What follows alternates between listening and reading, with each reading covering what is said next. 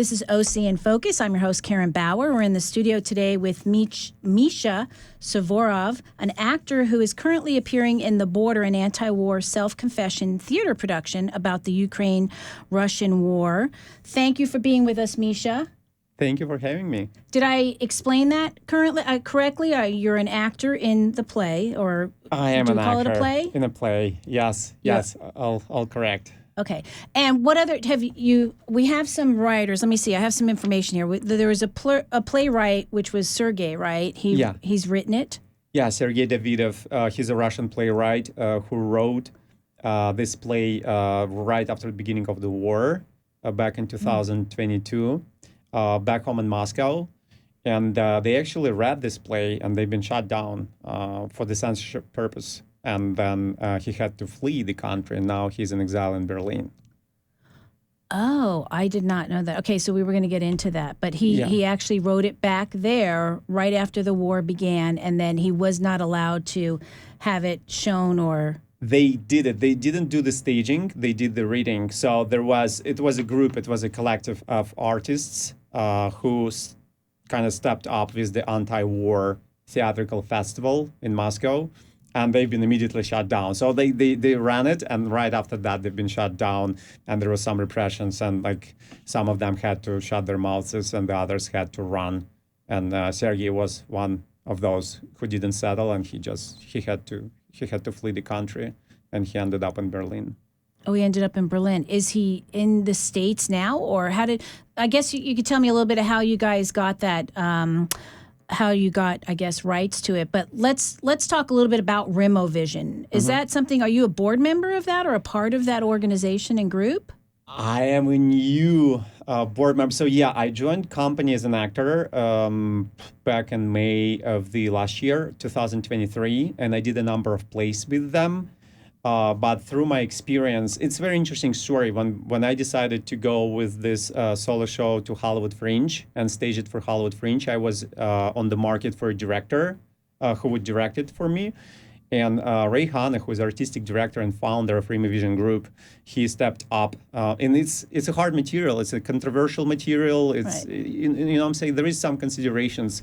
So he was the first one to back me up on my idea and my desire to stage it for American audience. And once he became officially director of the play, he started bringing in the resources and infrastructure of Rimovision. And then I asked him, and I also had like troublesome relationship with my initial producer. So at some point, Rimovision had to step up and back me up fully on the production of the play. So now not only the Ray Hanna is the director of the play, but Rimovision became the producer of the show. And I don't know what I would have done without their support. And down the road, I was promoted to board member as the result of Hollywood Fringe. Of your activism and so forth. I became a board member and the director for the cultural outreach of the Rimovision. Okay. Has Sergei been here to see it?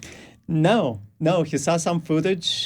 He didn't see the full play yet, the full recording of the play, but he saw some footages. He saw the news from the Voice of America, but no, he didn't get to come and see the play yet. Okay, so before we get into what, I'm going to have you give us a little summary of what the play is about. I do have it in front of me, but I'd like you to tell the audience. But Did this come from Sergei's story? Did he just come up with it, or was it about really his mom and family or anything like that? Do you know if it's a true? It's autofictional. Oh, it is. It's autofictional. It's his mom. It's his story. His mom lives there, and like that's word by word. It's his personal story. That's what touched me so deeply. Yeah, that's the real story of a real person and real relationships. Okay, so why don't you tell us? Do I want to start first? Let's see. I may want to start first with a little bit of your background. Let's. How did you get here? First, where are you born? I was born in Leningrad, USSR, which is now St. Petersburg, Russia.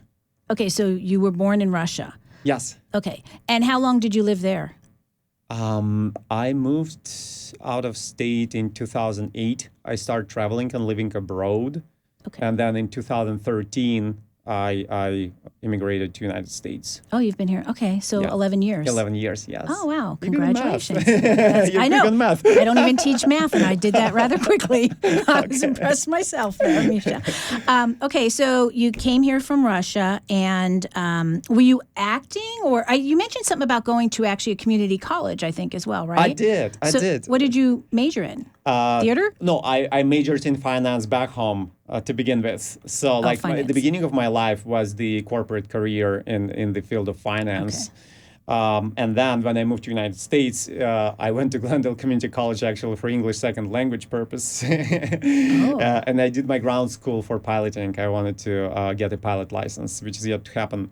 But I studied acting in Sanford Meisner Center for Performing Arts in Burbank. How soon after you got here? Pretty soon. I entered the program in 2014, so the next Okay. year, and I came in the very end of the. I came in and I knew that I want to be an actor, so I was shopping around and I did the winter intensive in Lee Strasberg Institute in West Hollywood, and I did the orientation interview with Stella Adler on Hollywood Boulevard, and then I did the intensive with Sanford Meisner, and I decided to stay with Sanford Meisner, and I did the full program. So in addition, I know you're doing theater, and we'll talk about The Border here in a second. Have you done other theater, or do you do movies or film or television and extra or anything on that, or are you only doing plays? Well, film and television was the initial idea and the main focus of my Goal. effort application. But yeah, ever since strike, the SAG-AFTRA strike, when there was no work for film and television, I re-engaged myself in theater, and I've done a number of theatrical. I did theater before, but not so many, not that often, But ever since the strike, I was mainly involved in theater, and now I'm still with theater and very deeply involved. And even for the next year, I'm already scheduled and planned. So there's not much space for film and television left now. Well, it sounds like you're very busy with this. You brought this to me, and thank you. I'm so grateful that you sent this for The Border. And that's obviously the name of the Russian anti-war self-confession that you're working on right now and that you're doing. And there's performances like every weekend or not quite every It's weekend. going to be 2 performances in October, 1 in November, and 2 more in December. So 5 shows run till the end of the year.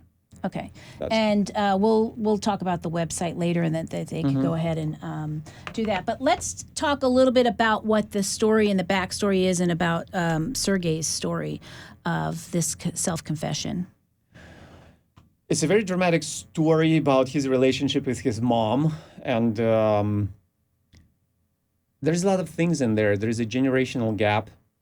There is this tragedy when family members are split with their ideological views, and some fall victims of state propaganda and are in support of what Russia does in Ukraine, and the others, predominantly younger generation, more progressively thinking generations, are severely against what's going on. And that really, this conflict is way deeper than just societal. It's family conflicts, and families are getting broken apart by this tragedy.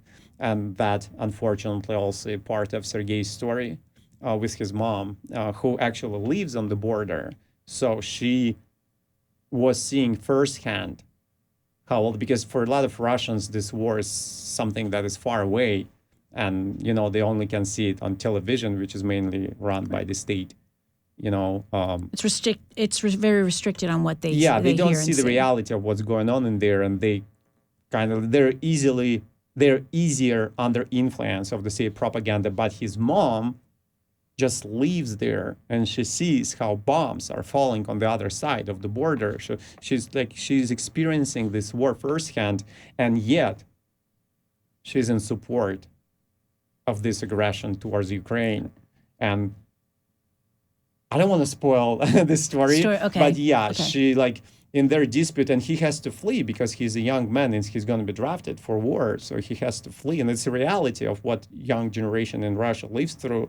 If you're a male of a certain age, you can be drafted anytime and sent to war.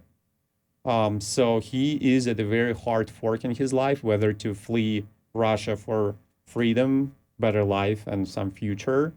And also he cannot write anymore. He cannot work in theater anymore too, because like what he wants to write about is not compliant with the state censorship. So he either needs to flee and abandon his mom, or he has to risk his life and stay to be with mom while she's going through her health problems. I have talked about this topic actually with others, and it surprised me. I guess we don't really think about it enough. However, it's very common that has happened. So I know some folks who were from Ukraine and their families in Russia, and the same thing has happened. They're not believing their own children when they're telling them what's really happening. They're literally, these families are so split because they're just not getting it, the older generation and the parents. This is really common.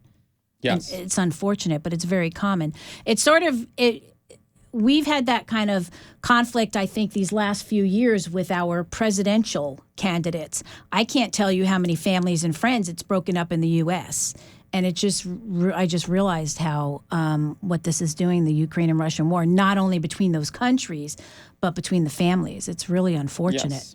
Yes, America is also very polarized as the society in terms of political opinions and ideologies and all of that. As for Russia in this conflict, you are right, because it's very hard for a citizen of a free world to really understand and relate to people who live under the pressure of the state propaganda to the extent it happens back home, and people who live in censorship, people who cannot talk for themselves, who cannot voice out their opinions. It's very hard for people who live in the Western Hemisphere to really emotionally, from the level of emotional intelligence, to feel how it feels like when you're bombarded with the scare tactics. And so it's kind of carrot and lash situation when they give you an easy escape of just being compliant and agree to what government has to say, and like think it deforms the psychics of people.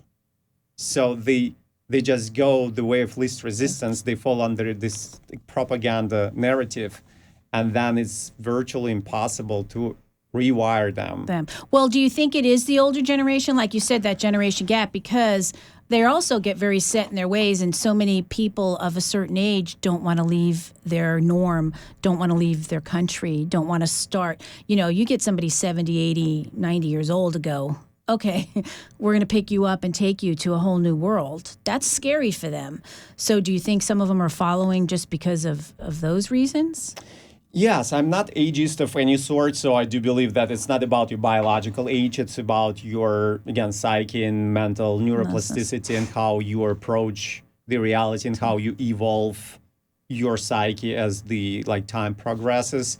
But yeah, it's very age related, especially back home, so that people of a certain age and up, they do not want to change things.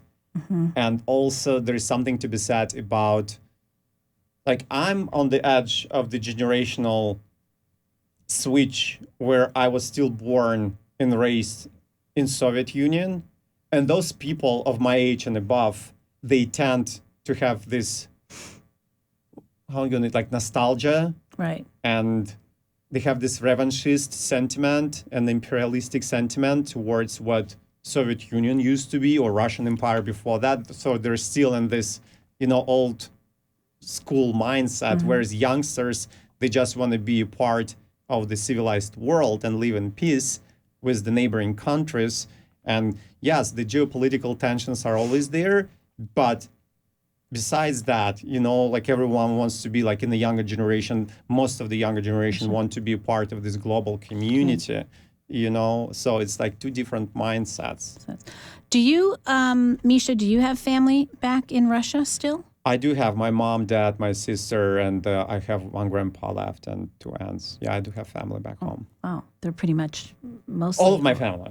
All of my family is back home. Any family in the Ukraine? No, I don't think I even had I had friends and I have friends, but no family. Oh, okay. So are you able to keep in touch with them? With my parents, yes, but we never talk about the war. And there is multiple reasons for that.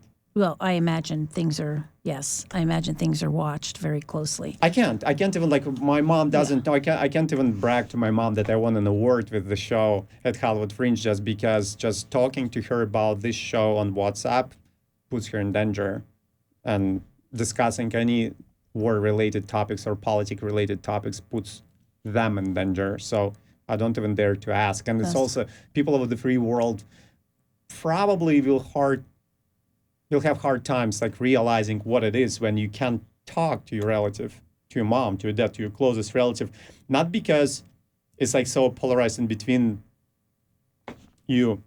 And I do believe my mom and dad are against the war, but just asking them that on WhatsApp just puts them in such a danger. And it's I want American audience to really feel that while I'm on stage, how it is when you can't really talk to your mom. I think that we think about the Ukraine and Russia war, and it's 2.5 years later, unfortunately. And I remember that the president of Ukraine had said that he doesn't want people getting comfortable with this, right? And unfortunately, I think they do get that. But you've made us realize, and I think this play is so important for them to realize, it's not just splitting up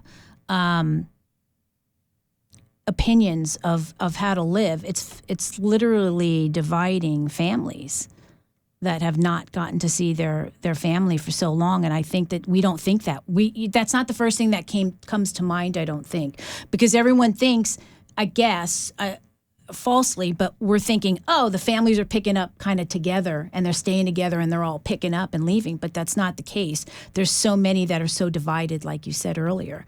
And we're not thinking, unfortunately, I don't think everyone's thinking about that, of all the families that it has kind of destroyed and split up. In fact, I told you, there was someone else I talked to and made me think about this before I had you come in. So it's so important that we got to get people to do this. But your play, we do want to talk about its awards and so forth and so on, but and get to more positive things, but let's leave the more negative here in a minute. But I just want your opinion on the war and where you think it can go, or where you think it should go, or may or may not go. I want your opinion on that before we leave it, and then get on to happier topics here with your award.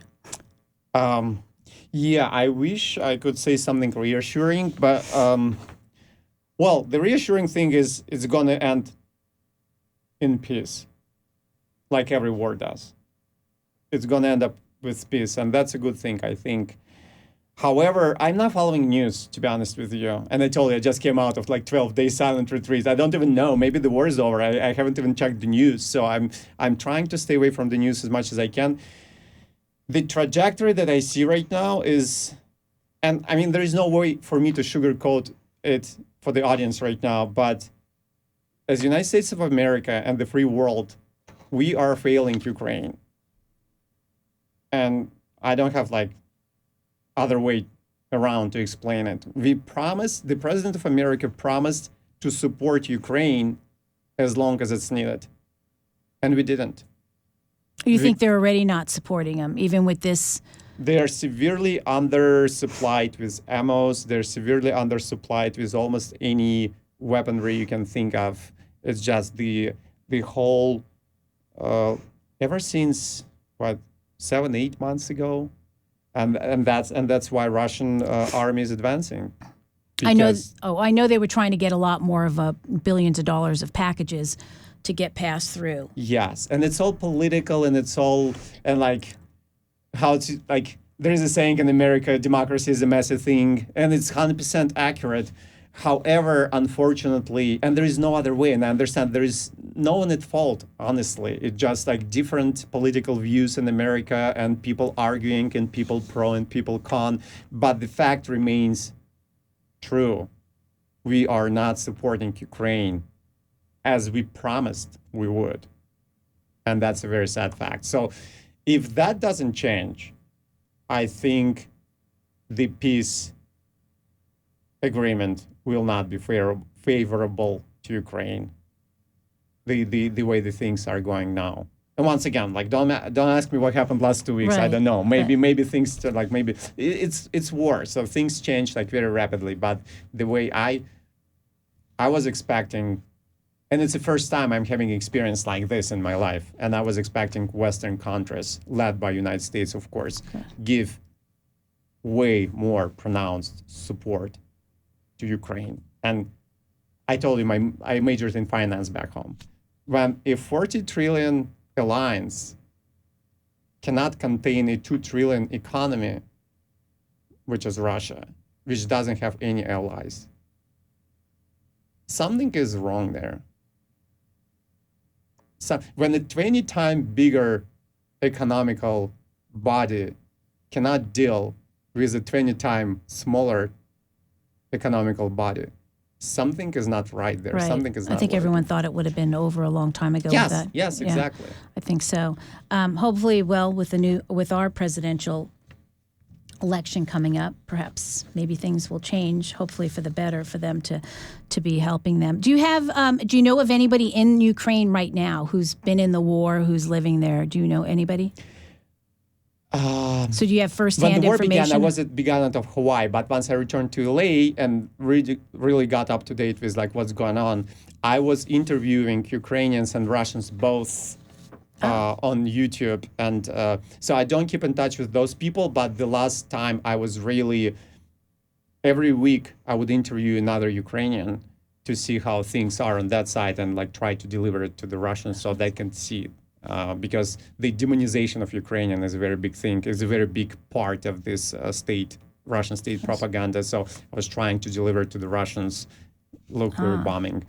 So that's the last time I was really connected. So like a year ago was the last time I was really connected to the Ukrainian side. But I do through my political activism, and we have here political activists who gather funds for Ukrainian side. So through that work, And I helping them know out. a little bit about how they do out there.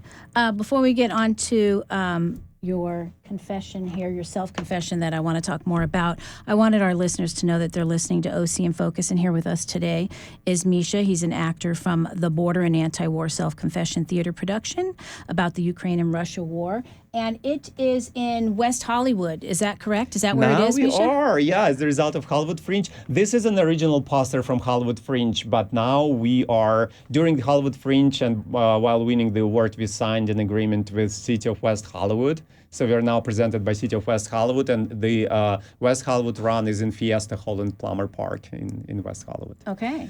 And then we said that run is till the end of this year. There are end of the multiple dates, and folks, we'll mention it at the end, but you could also go on RemoVisionGroup.org, and Remo is RIMOVISION for folks. So it's RemoVisionGroup.org, and you can get the schedule, because I think it's a lot of Saturdays. It was originally a little bit perhaps in Russian and some performances and some in We English. wanted to do one performance in Russian, but unfortunately we had to rearrange the schedule. And Okay, so you're all English. Now we are left with 5 more shows in English. But in the future, in our future productions that relates to like Russian culture, we do plan to do at least one show in Russian for non-English speaking Russian community of Los So Angeles. you're basically Sergei in this film, and then theater. How many other actors and actresses are there?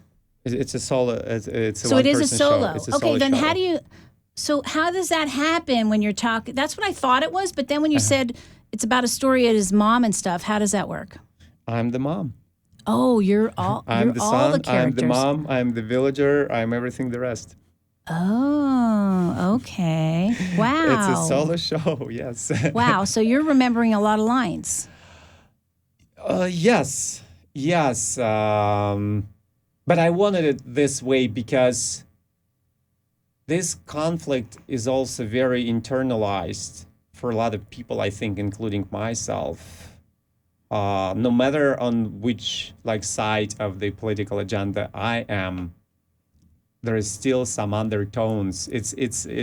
That's why it's called a Russian anti-war self-confession, because we all share this past, and we all came from this Soviet Union agenda, and Right. like there's pros and cons in every of us. So like playing both sides of the political spectrum was a very interesting challenge for me, and to relate to both of them, and most honestly play both characters that represent different side of political that are on the different sides of political fence. So yeah.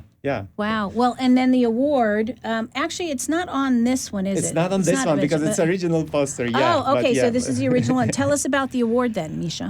Oh God, that was the most unexpected thing that happened. It's the first ever award for me. It's the first ever award for Rimavision. It's a very lot of exciting. first things that happened, and it was absolutely unexpected. No one of us shoot for it. The goal, the ultimate goal, was just to bring Russian anti-war sentiment to American audience. Right. Keep the conversation going. Open the floor for the healthy conversation, and bring in the audience, and not only Russian Americans but also American Americans and all the other Americans to see the show. And then when the word came out of a thin air on the top of everything, it was Wow. just amazing. And theater gave us additional. We had the encore show, like for the award winning. It was just amazing. So what is the actual award called? So who? It's called Best of the Actors Company Hollywood Fringe Award. So Hollywood Fringe is a festival that happens on multiple venues throughout Hollywood, TMZ area. So there's like maybe 5 or 6, maybe 7 theaters that host Hollywood Fringe, and each of the theater have their own award. So the Actors Company is the name of the theater that was hosting our show. That's so special. It is very special. Yeah, and you should be very proud. Yeah, and it's It's really amazing that when you're so passionate about something, it comes through somewhere. I mean, it shows when you are so deeply connected to something. things And- align. Yeah. When you do what you're really passionate about, Absolutely. when you put your money where your like mouth is, like things just align. And I might have been dreaming about winning an award like 5-6 years ago when I was doing Job for Hire, like as an actor ambitions, But in this specific case, I wasn't even thinking about any awards. I was just wanting to, first time in my life, use my artistic voice to express my pain, my political views, my citizen stance, and yeah. Where do you think you want to go from here? Some more political sort of self-confession type theater, or other theater, expand? What are your plans? Well, I want to continue and develop this narrative that we have and build this bridge in between the cultures. So I want to definitely continue to work in this direction. And as you might know, we are doing a little pop-up art festival around every show now. So the round we do at Fiesta Hall in Plummer Park in West Hollywood. 1 hour preceding the show, there's going to be Art Against War exhibition, where all the artists who want to express themselves will exhibit their works, whether it's a painting or a sculpture or photography, like any kind of visual arts or even interactive arts. So amazing things happened actually during the show, because I was majorly I'm a political activist, and I was connected before that to Navalny LA group, to Russian Americans for Democracy in Russia, Russians for Democracy group. But I couldn't even imagine how much support they provided me in the show. So everyone that helped the show, like stagehands, house manager, stage manager, all social media, like all the crew was composed of the volunteers Oh, wow. who contributed their time and labor as an in-kind donation to the show. And Rimavision is a nonprofit theater. And it was amazing. It wasn't planned. I had no idea when I was starting it in March. I had no idea how it's going to play out. So it's the part of answering your question. So right now, we are already surrounded, and me personally, I'm already surrounded by so many talented artists, mainly from ex-USSR republics, like Russian Americans, Belarusian Americans, Ukrainian Americans, and so forth, who, like, we actually formed a branch out of Rima Vision called Department, with double E, Department. It's a nonprofit that we just registered in August as the branch out, and the Rima Vision is to stay a parent company, Creative Theater for All, and Department is helping underrepresented artists thrive. Oh, So, that's very exciting. yeah, I'm very sad about that too. So Yeah. like now I'm also like a nonprofit, of my own, with two other individuals. So we will continue art exhibitions, performances. I don't want to like submerge fully and only like dedicate 100% of my time to that topic. I'm staying with Rima Vision, and fingers crossed And just expand. yeah. So we're expanding our cultural But will they be outreach. mostly be political? Do you think you're going to kind of go on other causes and that type of thing? Or do you think it's just anything goes as in the topic for the theater? I can see beyond the end of the war. First, war needs to have stopped, and then so like I'm very blindfolded. So it. like that's as far You're as I can focused see. on that right now. As long as the war is out there, it's my moral duty and my personal artistic responsibility to. I'll still continue to do shows. I'm already confirmed, not signed yet, but confirmed for the show with Rima Vision, and we have like 3 shows for the next season. I'm auditioning whenever my agent manager sends me out, so I'm doing my job. But aside of this routine, all my time I want to spend to activities, cultural activities related to anti-war movement. And when the war is over, we'll sit and we'll celebrate, and then we'll see what's next.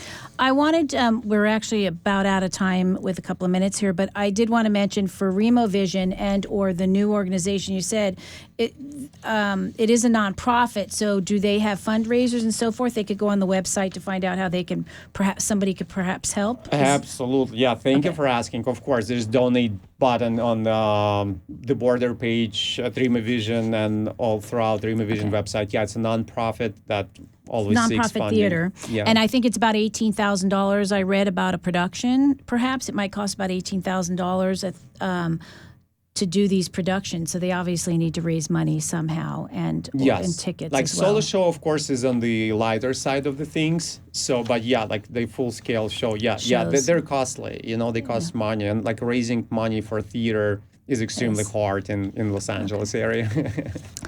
Misha, we ran out of time already, which I'd love to have you back on the show at any time, especially for other topics that you want to talk about related to, I know, your stance here and with regard to the anti-war and how passionate you are about it. So you're welcome anytime, even with your new organization.